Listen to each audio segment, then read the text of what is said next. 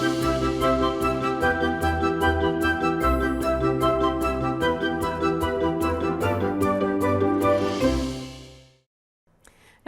मैं हूं प्रगति वाजपेयी। शाम के 4 बज चुके हैं और ये वक्त होता है हमारी और आपकी मुलाकात का, यानी कि मनी 9 पर पर्सनल फाइनेंस के प्रोग्राम का। टैक्स बेनिफिट और बहुत बेहतर फिक्स रिटर्न की वजह से निवेश के लिए हमेशा से स्मॉल सेविंग स्कीम्स हम इंडियंस की फेवरेट रही हैं, भारतीयों में ये बहुत ही ज़्यादा पॉपुलर रही।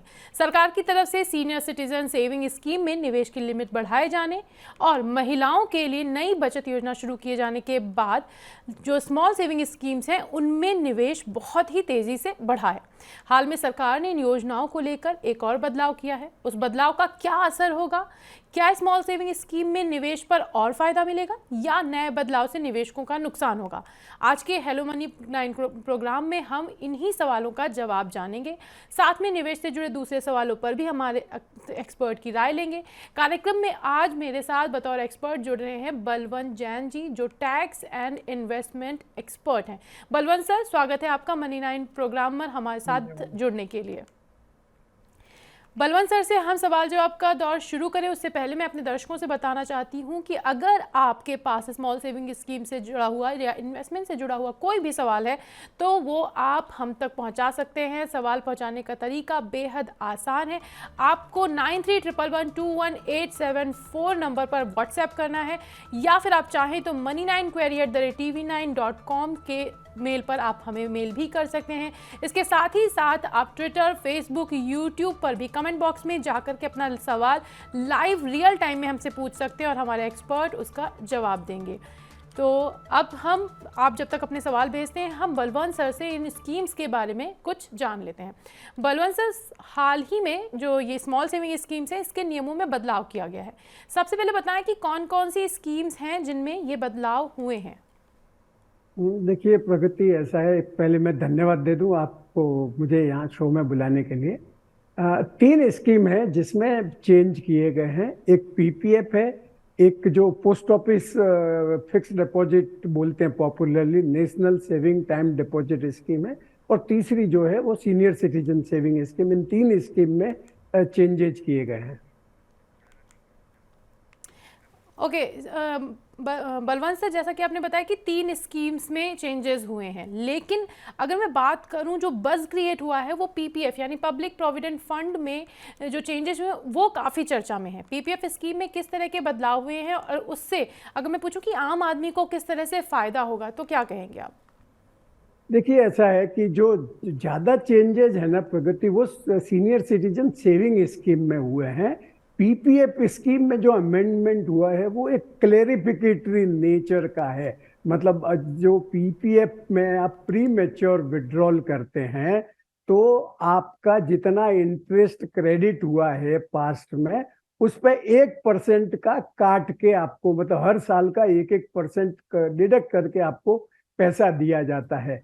तो उसमें क्या है, जैसे एक्सटेंशन कर दिया आपने, 1 एक्सटेंशन, 2 एक्सटेंशन, 3 एक्सटेंशन किया, तो ऐसा कंफ्यूजन था कि ये जैसे 3 एक्सटेंशन कर दिए 5-5 साल के तो 15 साल हो गए। तो आपका अगर आप 13वें और 14 साल में पैसा निकालते हैं तो आपका पूरे 15 साल का 1% काटा जाएगा या मतलब कब से काटा जाएगा। तो ये जो अमेंडमेंट है उसमें क्लेरिफाई कर दिया है कि आपका अगर एक्सटेंशन है तो जो करंट एक्सटेंशन है उस पीरियड का ही आपका 1% काटा जाएगा, न कि पुराने जो एक्सटेंशन है उसको भी कंसीडर किया जाएगा। और अगर आपका 15 साल वाले पीरियड में है तो आपका जितने साल कंप्लीट हुए हैं और आपका इंटरेस्ट क्रेडिट हुआ है उतने साल का 1% के हिसाब से आपका जो पेनल्टी जैसा इंटरेस्ट डिडक्ट होगा आपके पेमेंट में से। तो ये जो भले ही पीपीएफ की ज़्यादा चर्चा हो रही है लेकिन पीपीएफ में ऐसा कोई बहुत बड़ा बदलाव नहीं है, बल्कि एक तरह से सरकार ने निवेशकों को समझाने की, बताने की कोशिश की है कि अगर आप प्रीमेच्योर विड्रॉल करते तो किस तरह से आपकी जो पेनाल्टी वगैरह लगेगी वो लगेगी। सर, आपने कहा कि सीनियर सिटीजन सेविंग स्कीम में ज़्यादा बदलाव हुए, तो मैं जानना चाहती हूँ कि इस स्कीम में किस तरह के बदलाव हुए और निवेशकों पर इसका कैसा असर पड़ेगा? देखिए, ऐसा है कि सीनियर सिटीजन सेविंग स्कीम में बहुत सारे बदलाव हुए हैं। पहला तो बदलाव है जो रिटायर हो जाता है आदमी, तो नॉर्मली जैसे 60 साल की उम्र के बाद में आप सीनियर सिटीजन सेविंग स्कीम में पैसा डाल सकते हैं, परंतु अगर आप रिटायर हुए हैं तो आप 55 साल की उम्र के बाद भी एलिजिबल होते हैं। तो पहले रूल ऐसा था कि आपका जो रिटायरमेंट का पैसा मिला उसके 1 महीने के भीतर भीतर आपको ये सीनियर सिटीजन सेविंग स्कीम में पैसा डालना पड़ेगा। वो बढ़ा के अभी 3 महीना कर दिया है। इसके अलावा जो रिटायरमेंट बेनिफिट है उसके डेफिनेशन भी दे दी है, मतलब क्या क्या आइटम रिटायरमेंट बेनिफिट में गिनी जाएगी। इसके अलावा एक चेंज है, पहले जो ऐसा था कि ये जो ओरिजिनल स्कीम है वो 5 साल की है, इसके बाद आप 3 साल के लिए एक्सटेंशन कर सकते हो और वो एक्सटेंशन सिर्फ एक बार ही होता था। अभी ये स्कीम में जो अमेंडमेंट आया इसके हिसाब से आप 3-3 साल के चाहे जितने एक्सटेंशन आप ले सकते हैं। तो यह ब्रॉड चेंजेज है। इसके अलावा आप जब एक बार खाता बंद कर दिया या जो एक्सटेंड करने के बाद बंद कर दिया तो आप नए सिरे से वापस सीनियर सिटीजन सेविंग स्कीम में जो एलिजिबिलिटी है वो पैसा डाल सकते हैं। एक जो सबसे बड़ा बदलाव आया है वो जो गवर्नमेंट सर्वेंट है उनकी अगर डेथ हो जाती है और डेथ के समय अगर उनकी उम्र 50 साल से ज्यादा और वो गवर्नमेंट सर्विस में होने चाहिए, तो जो उनका स्पाउस है वो सीनियर सिटीजन सेविंग स्कीम में जैसे 30 लाख का जो मैक्सिमम कैप है उतना पैसा वो जमा करा सकते हैं। तो यह सीनियर सिटीजन सेविंग स्कीम में बहुत सारे बदलाव हुए हैं। इसके अलावा अगर आप 1 साल के पहले अगर पैसा निकाल देते हैं स्कीम में से, तो जितना पैसा आपने जमा कराया उसमें से 1% काट के आपको लौटा दिया जाएगा। तो जैसा कि सर ने बताया था पहले ही कि सबसे ज़्यादा चेंजेस जो हुए हैं वो सीनियर सिटीजन सेविंग स्कीम में हुए हैं। और चेंजेस अगर आप अभी हमारे प्रोग्राम से जुड़े तो मैं आपके लिए रैप अप करना चाहूँगी कि पहले ये होता था कि आप रिटायरमेंट लेते हैं उसके 1 महीने के अंदर आपको इस स्कीम में अपना पैसा इन्वेस्ट कर देना होता है, लेकिन यहाँ पर अब आपको काफ़ी ब्रीदिंग स्पेस मिलेगा। आप अच्छे से सोच समझ कर इसमें 3 महीने का प्रॉपर टाइम लेकर के भी अपना खाता खुलवा सकते हैं। दूसरी चीज़ ये है कि अब सरकार ने पूरा रिटायरमेंट बेनिफिट्स को डिफाइन कर दिया है कि कौन कौन सी चीज़ें रिटायरमेंट बेनिफिट में आएंगी। अब पहले क्या होता था कि जो एक्सटेंशन होता था इस स्कीम के तहत वो सिर्फ एक बार लिया जा सकता था, लेकिन अब आप जितनी चाहें उतनी बार इस पे एक्सटेंशन ले सकते हैं। और सबसे बड़ा बदलाव जो हुआ है वो ये हुआ है कि अगर आप गवर्नमेंट जॉब में हैं और मान लीजिए आपकी डेथ हो जाती है, आप रिटायर नहीं होते, 50 के बाद की उम्र है, तब भी आपके परिवार वाले इस स्कीम का फ़ायदा उठा सकते हैं, वो इस स्कीम में पैसा इन्वेस्ट कर सकते हैं। बलवंत सर, यही सारे चेंजेस हुए ना? अच्छा, अब मैं एक दूसरा सवाल है, जैसे आपने बताया था टाइम डिपॉजिट स्कीम की भी बात हुई थी, तो हमने 2 स्कीम्स की बात कर ली, लेकिन इस स्कीम की अगर मैं बात करूं तो इस स्कीम में क्या मेजर चेंज आया हुआ है? थोड़ा सा विस्तार में बताइए इसको भी। देखिए, जो नॉर्मली अपन इसको पोस्ट ऑफिस डिपॉजिट स्कीम बोलते हैं, डेफिनेशन है national saving time deposit scheme. तो इसमें जो एक बदलाव आया है कि अगर आप जैसे इसमें क्या है 1 साल, 2 साल, 3 साल और 5 साल के लिए आप पैसा जमा करा सकते हैं, और उसमें जैसे प्री मैच्योर विड्रॉल कर दिया। तो पहले ऐसा था कि आप 1 साल, 2 साल और 3 साल का अगर डिपॉजिट किया और प्री मैच्योर विड्रॉल करते हैं तो आपका जो जैसे 1 साल वाली में किया तो आपको सेविंग बैंक जितना इंटरेस्ट मिलेगा, 2 साल और 3 साल वाली में किया है तो आपको उसमें से 2% जो है, जो मतलब जैसे 3 साल वाला किया है तो 2 साल पे जो इंटरेस्ट की रेट है उस पर जो एप्लीकेबल रेट है उस पर 2% काट के आपको इंटरेस्ट दिया जाएगा। और 5 साल वाली अगर आप विड्रॉ करते हैं तो 3 साल के लिए जो फिक्स डिपॉजिट है उसका जो रेट है वो दिया जाता है, यह एग्जिस्टिंग है। तो इसमें जो गवर्नमेंट ने ये चेंज किया है कि 5 साल वाली जो डिपॉजिट है वो अगर आप 4 साल बाद में निकालते हैं तो आपको जो सेविंग बैंक, पोस्ट ऑफिस का जो सेविंग बैंक स्कीम है उस पर जो इंटरेस्ट की रेट है वो रेट से आपको इंटरेस्ट मिलेगा। बाकी कोई और कंडीशन में कोई चेंज नहीं हुआ है। ओके, तो इसमें बहुत ज़्यादा बदलाव नहीं है, सिर्फ एक बदलाव हुआ है कि 5 साल वाली स्कीम को अगर आप पहले प्री मैच्योरली विड्रॉ करेंगे तो इस पर वो जो इंटरेस्ट रेट है लागू होगा जो आपका 3 साल वाली स्कीम पर लागू होता है। एम आई राइट सर? नहीं, पहले ऐसा था, परंतु अगर आप अभी 5 साल वाली जो एफडी है वो अगर 4 साल के बाद निकाल प्री मेच्योर विड्रॉ करते हैं तो आपको इंटरेस्ट वो 3 साल वाली स्कीम का नहीं मिलेगा। आपको जो इंटरेस्ट है वो जो सेविंग बैंक के पोस्ट ऑफिस की सेविंग बैंक पे जो इंटरेस्ट रेट है उस हिसाब से इंटरेस्ट मिलेगा। तो आप अगर प्रीमेच्योर करते हैं तो आपको जो पोस्ट ऑफिस की सेविंग अकाउंट में जो भी इंटरेस्ट रेट होता है उसी रेट से आपको इस पे इंटरेस्ट दिया जाएगा। तो ये तो हुई बात टाइम डिपॉजिट और अलग अलग स्कीम्स की सर। लेकिन अभी जब गवर्नमेंट ने डिसाइड किया था कि उन्होंने सीनियर सिटीजन सेविंग स्कीम में इन्वेस्टमेंट अमाउंट बढ़ा दिया था, उसके बाद में उसी बजट में महिला सम्मान बचत पत्र का भी जो है उसकी स्कीम को लागू किया था, उसकी घोषणा हुई थी।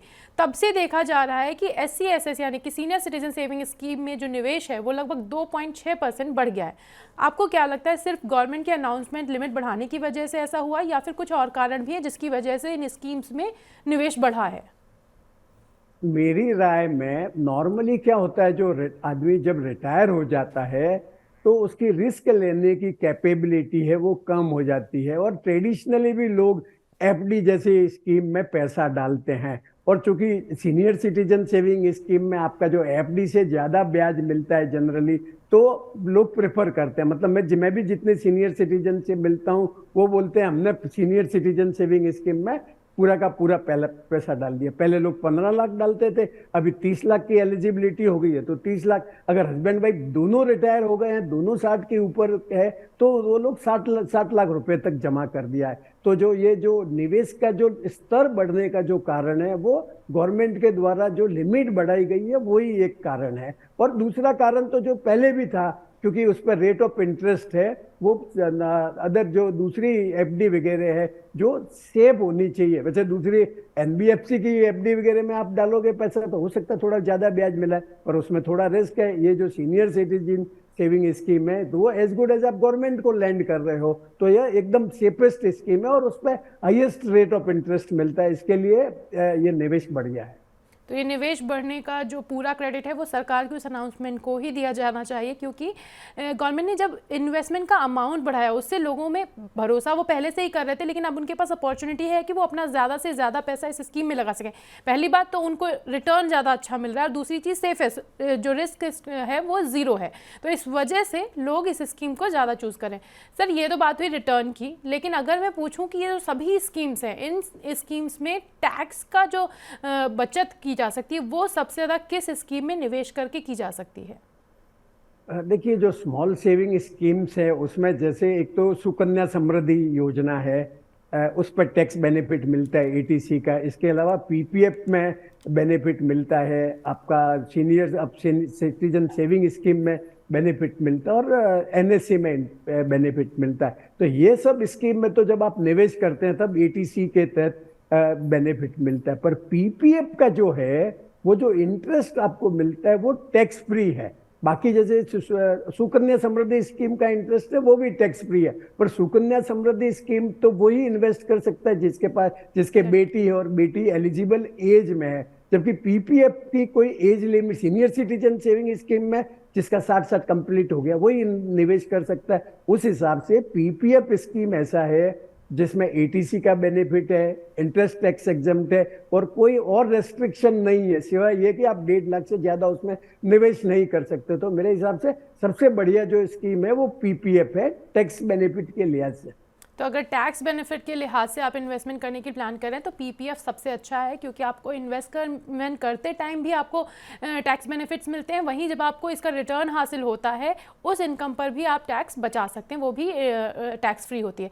सर ये तो बात हुई कि हमने बहुत सारी स्कीम्स जो गवर्नमेंट चला रही है उनकी बात की। अगर मैं पर्सनली आपसे पूछूं कि एज एन इन्वेस्टर आपको कौन सी स्कीम सबसे ज़्यादा पसंद है, कि अगर आपके पास मान लीजिए कुछ अमाउंट है, पैसा इन्वेस्ट करना है, तो आप इनमें से किस स्कीम में अपना पैसा खुद डालना पसंद करेंगे?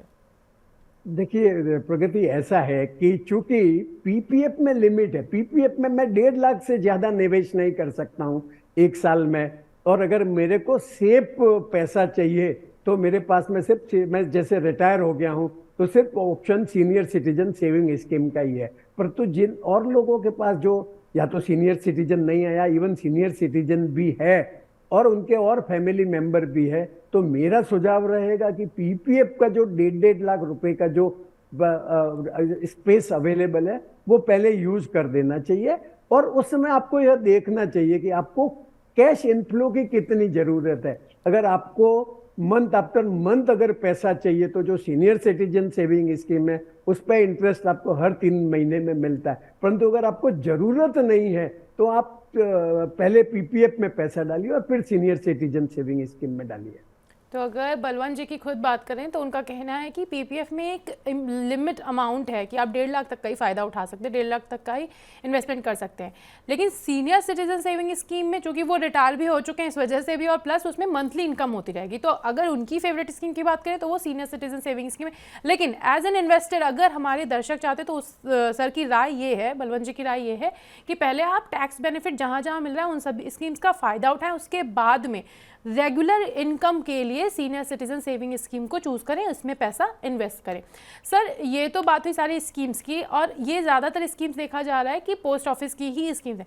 अब अगर मैं बोलूं कि इन स्कीम्स की वजह से ही प्रेजेंट टाइम में हमारे देश में जो पोस्ट ऑफिसेज हैं वो रेलिवेंट है, तो इस बात से आप कितना इत्तेफाक रखते हैं? देखिए, senior citizen saving scheme, PPF वगैरह तो दूसरे बैंक वगैरह भी खोल सकते हैं, पर कुछ जो स्मॉल सेविंग स्कीम जो प्रोडक्ट है वो उस पर पोस्ट ऑफिस की मोनोपोली है।